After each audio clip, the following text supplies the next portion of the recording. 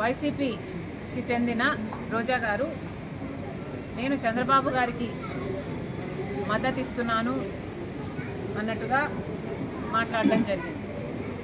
దీన్ని నేను తీవ్రంగా ఖండిస్తున్నాను. రాజశేఖర రెడ్డి బిడ్డకు తెలుగుదేశం పార్టీకి మద్దతు ఇవ్వాల్సిన అవసరం లేదు, రాదు. అసలు మద్దతు ఎవరికి ఇస్తున్నారు? ఇన్ని సంవత్సరాలు మద్దతు జగన్మోహన్ రెడ్డి గారు బీజేపీ పార్టీకి ఇచ్చారు.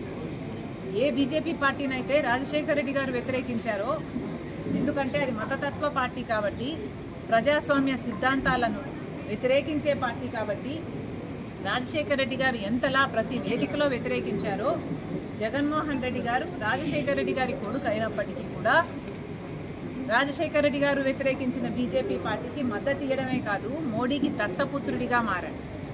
మద్దతు ఇచ్చింది ఎవరికి? నేను తెలుగుదేశం పార్టీకి మద్దతు ఇవ్వాల్సిన అవసరం నాకు లేదు. మద్దతు ఇచ్చింది జగన్మోహన్ రెడ్డి గారు బీజేపీ పార్టీ. 5 సంవత్సరాలుగా ఏది పడితే అది ఏ బిల్లుకైనా మద్దతు పలికారు.